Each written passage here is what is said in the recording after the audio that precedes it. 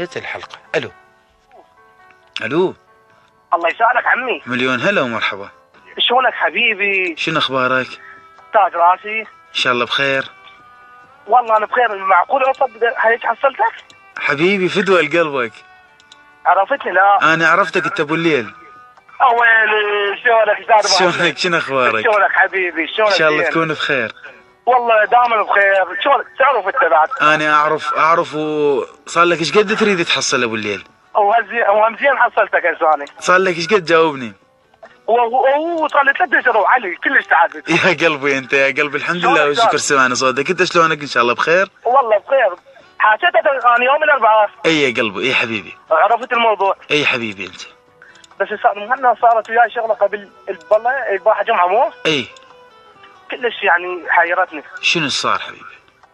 ولو هي طويله بس راح اختصر لك اياها. اي والله يا قلبي يا ريت. متصلين هواي وراي. فدوى لعمرك. استاذ مهند اني عمر حياتي ما حبيت بس بنيه وحده. حلو. كانت بالابتدائيه. اي. وزوجت وصار لها 10 سنين. وهاي ال10 سنين مرت راحت وما حبيت بعد كل ما اشوف بنيه ما احبها. حلو. فاكو حب صار قبل 3 اشهر هيك بيناتنا يعني سنه جديده. تمام. فهاي البارحه جاني رقم على الخاص خليه على المازن جاب يعني راح ثاني. قال لي انت ابو الليل؟ قلت له ايه. وياي استاذ مهند؟ اي وياك قلبي. قال له انا اشوفك على البرنامج مال مهند بحكايه دافيه. قلت له ايه تفضل. قال لي انت حاب ما شنو؟ المهم قلت له تفضل منو بس تغلب باسم بنيه يعني. ايه.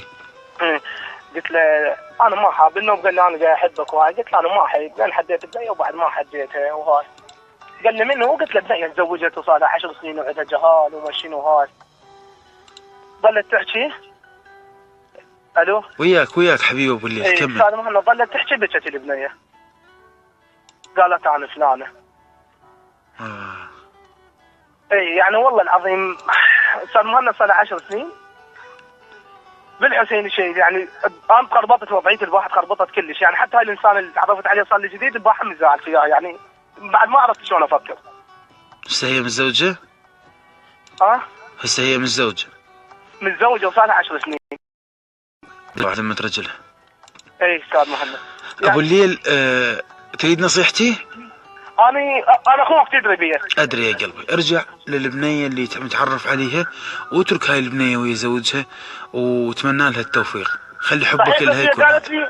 انا يعني رايدك بشغله بس خاف يعني طالبوا مساعده مني. انا اخذ نصيحتك قبل تمام. شوف الشغله اللي رايدتك بيها اذا كانت غير العلاقه وشغله تقدر تسويها سويها. بس اذا كانت بانه ابا انا بعدني احبك اترك المراه اللي زوجها وان شاء الله يا رب تلقى بنت الحلال اللي تساعدك. وانا سعيد جدا باتصالك يا ابو الليل. قلبك وتحيات ابو مصطفى لك الفتلاء وتحيات كل والله العظيم انا مشتاق لك يعني هواي. يا عمري سلام. اشكرك هواي على هاي النصيحه وهسه ارتاحت. يا حبيبي سلامي للجميع ان شاء الله يا رب تكونون بخير وصحه ودائما بالتالق والنجاح. يا عمري يا مليون